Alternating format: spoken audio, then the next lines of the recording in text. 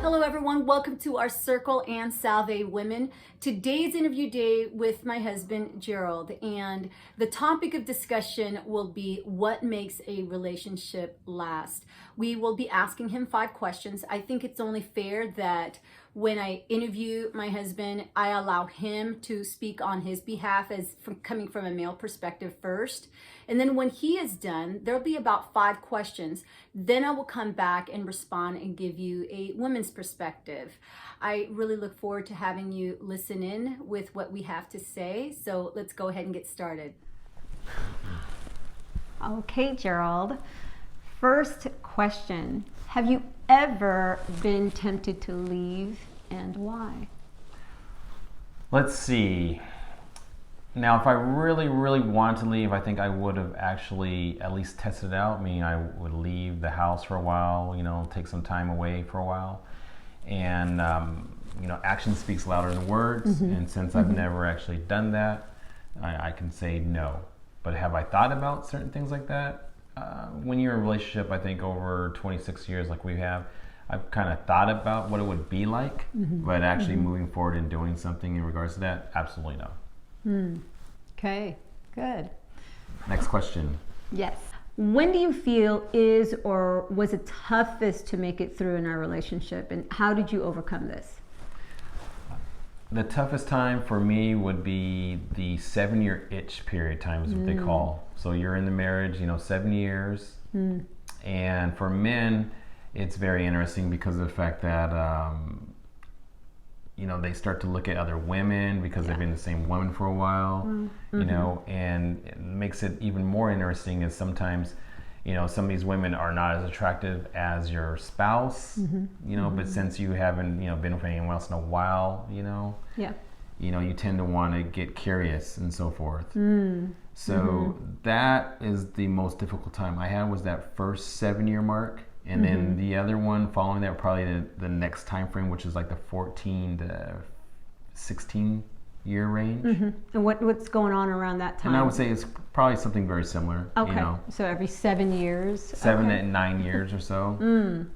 At least for men, I think. And I can't speak for everyone, right? Yeah, but but fair. being in a relationship as long as we've been in, I would say those were 2 tough period of times to get over, and they pass, And some of the things that you can do to help that pass is, communicate with your spouse. Yes. So then that way they know what's going on, and and reach out and look for more things to educate yourself with, and surround yourself with good quality people who are looking to be, who are in healthy marriages. That's good. Yeah, for sure. Yeah. And did you do that, or not just surround? Because obviously we did, but did you go and seek advice also? When yes, you were going absolutely, through this? I did. Okay. For people who actually, were married for a longer period of time. But you recalled that you also talked to people who also got divorced, right? Because you're getting advice from both. Yes. Yeah. Okay. Yes, absolutely. Okay. That's good. Yeah, I was so glad that you did that, and when we talked it over. And you were sharing these thoughts with me, which is very important. Yeah, communication. So, very good. Yes, absolutely. So number 3, ready for question number 3? Yes. Okay. When do you feel you are happiest in a relationship? I'm happy. My happiness, or I'm more happy. You got to edit this a little bit, right? That's fine. Okay. You're doing great. Happiness, where I'm most happy is when we're together, just you, me, and our kids, and we're doing family events and activities. That can be anything from going out to go see a movie together as a family, or just staying home and watching a movie as a family, playing board games. Yes, I agree. So that's what I enjoy the most. That's great. That's great. So question number 4, why do you believe we have lasted this long? I believe we lasted this long because at the very beginning we shared some of the same goals and expectations and morals. Yes. So we believed in the same vision for the most part from a big picture standpoint. And then I actually had what I call like a marriage material checkoff list when we first started. That's a good one to share. So yes. with this list, I'm going through the list and saying, okay, do you actually have everything that I need in a person that I plan on being with for the rest of my life?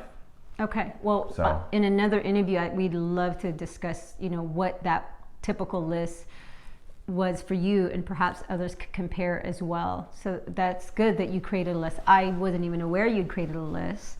And so what were some of the things that you did before you were certain, when you were going through that list? Like, Basically just dating other people. Yeah, dating, right? Yeah, So and seeing yeah. who can make the list and who doesn't. Right. Yeah. And so when it came to me, how were you kind of making sure then, that the... Well, I did test. So test to see if you could cook. That's Okay. a simple one, right? Cook Okay. some food, right? Okay. Test to see if you actually like kids. Okay, and so how'd we you had do little that? kids around to see how you would interact with them and see if you actually like to babysit. Okay. Okay. And babysitting is a really good one. You can see how someone's with kids. Yes.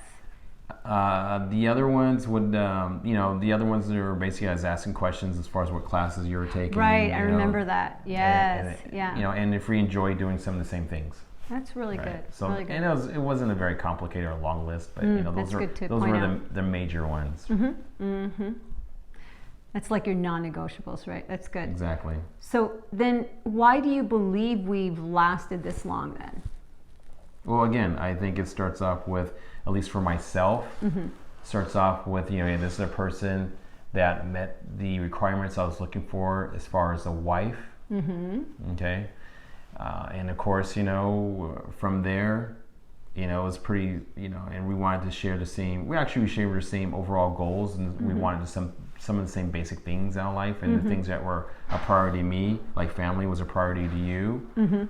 So I think when you actually start off with knowing what you basically want, what's acceptable and what's not, you communicate that with your spouse, and you move forward, and then you continue to improve, because throughout the process or the marriage, right, there's going to be times where you're going to change, and hopefully change for the better.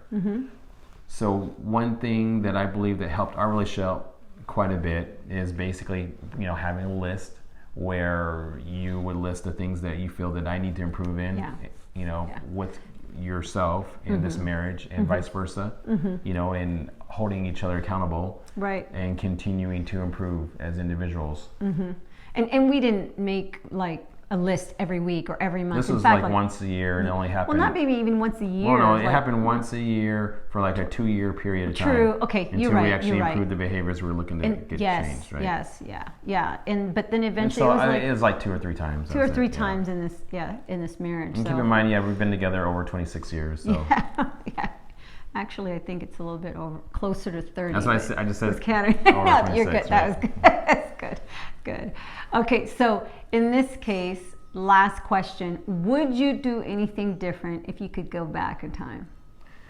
The only thing I would do different if I go back in time is being more selective of the people that were going to be around us. Wow, yeah. So what I found was, definitely not giving too much time with people who are, let's say, their negatives outweigh their positives. Yeah, so for sure. not having them pretty much around. Okay, well. Is the only thing I would have pretty much done differently. Okay. That's very good, Gerald. Well, thank you. Is there anything that you feel you would want to add in this topic of what makes a relationship last, or do you think that we pretty much covered it for today? At least from my perspective, I just shared my opinions and my experiences. Yeah. And obviously, there's more than one way that they say to skin a cat. So those who are looking out for, whatever it is you're searching for, as far as, how to improve a marriage or keep a marriage, my suggestion would be to go out, and talk with people who have successful, good marriages. That is such a good point. And surround yourself with good quality people. Yeah. Such a good point. Well, thank you. I look forward to interviewing you again. That sounds good. Thank you. So it's my turn now to answer these questions. The first one was, or is, have I ever been tempted to leave, and why? So I want to clarify first that doesn't mean those timeouts where sometimes you just need to go in another room or go to the grocery store. We know, women, we know how that is, where you just need a breather to find yourself and center yourself once again. But when we talk about leaving in this case, that would be permanently, where you're thinking, this is done, I'm over it, and it's better for me to be gone than for me to stay and try to make it happen. And that's never been the case. From the get-go, I've never felt as if this was something temporary, like if it doesn't work, it's totally disposable, I could always start anew with someone else. You have to have that mindset from the very beginning that this is a lifetime commitment.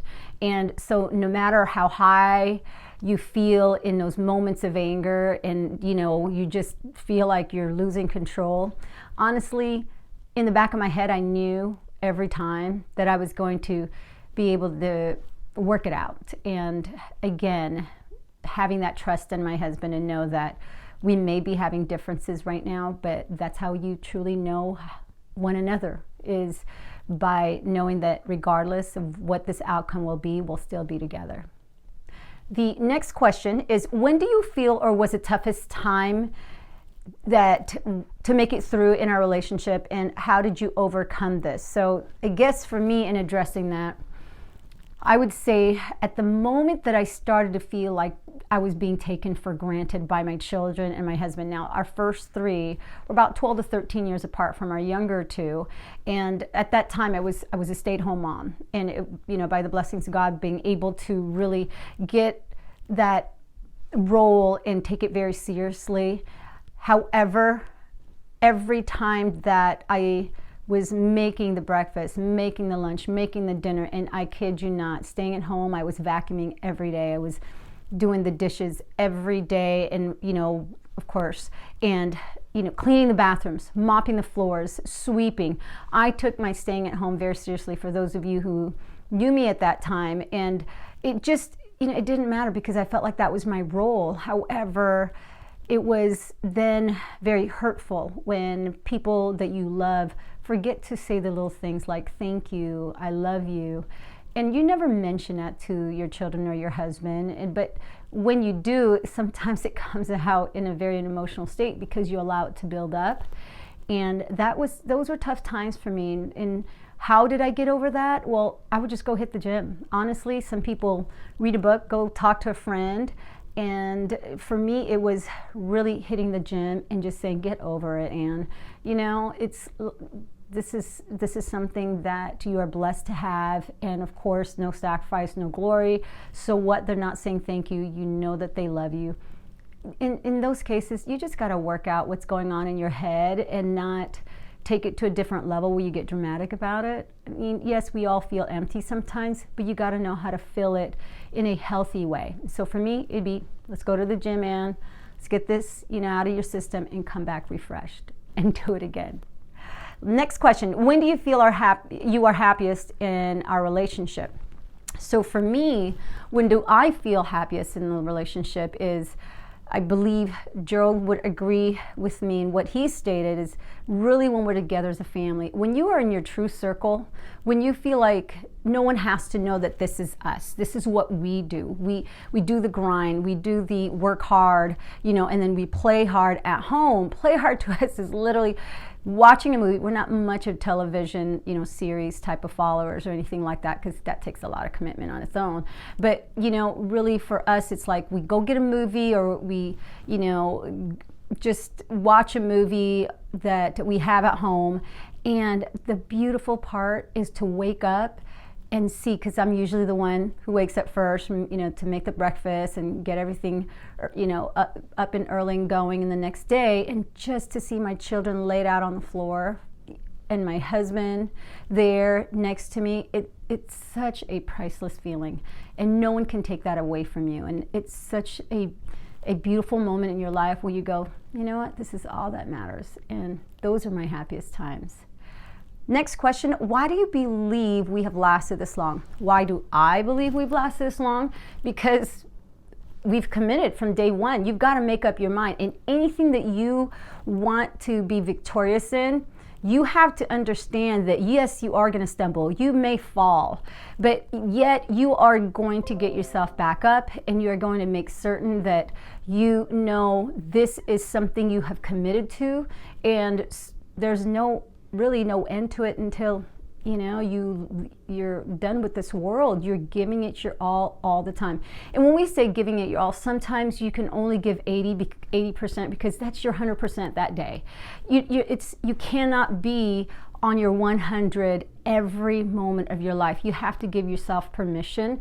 And if you're understanding that about yourself, understand that about your spouse, there's that maturity in you to say to yourself, well, you know what?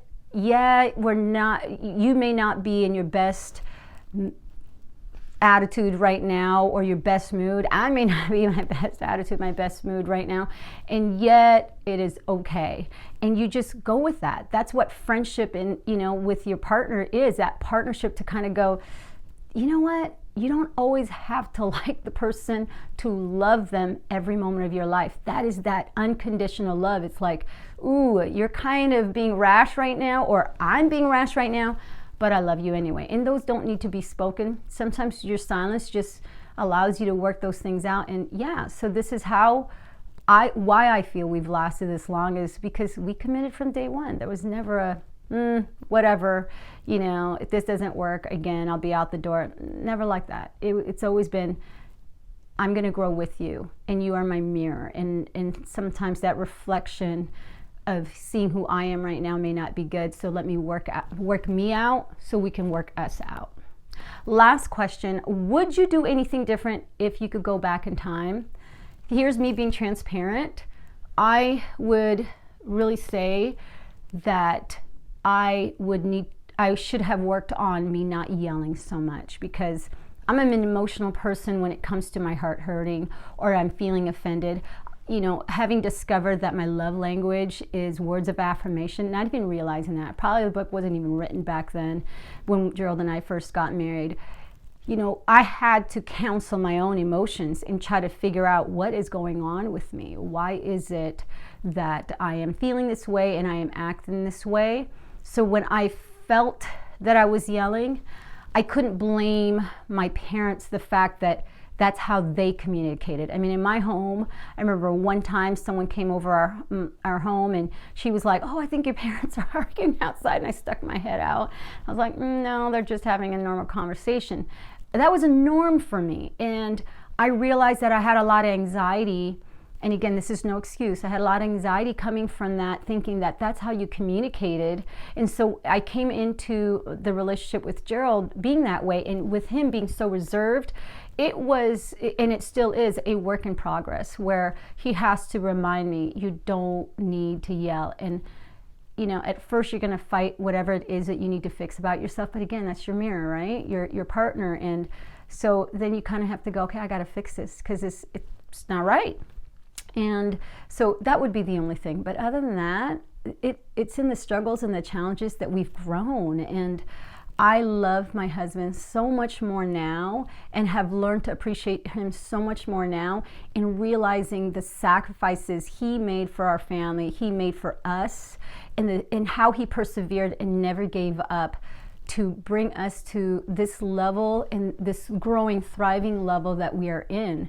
Again, no sacrifice, no glory. And so the glory days come with the sacrifices.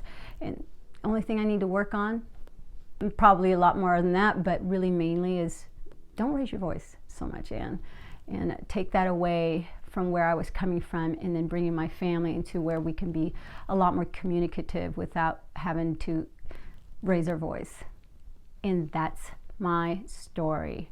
So thank you so much for listening today. I really hope that you were able to get some help, not even just help, but just get some, affirmation of where you're at with your relationship, whether you are married, whether you've been with someone for a long time, or whether you're just starting anew with someone else, or just starting for the very first time in a relationship.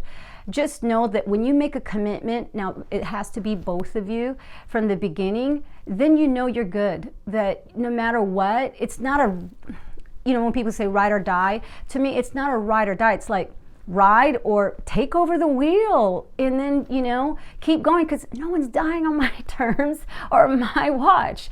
And you just have to be each other's backbone, and just know that that love for one another is there, no matter how sometimes it may seem like it doesn't exist at the moment. You have got to have that faith. You have got to have that inner strength in saying, you know, we're good and we can do this. This is our circle, and we're not going to let anyone affect it, and we're going to be powerful within that circle in knowing that our bond is strong. So in the words of my mother, God bless us all. Do have a wonderful day. Don't forget to love yourself, love those around you, and you don't always have to like them. Just love them no matter what. Have a good one, everyone.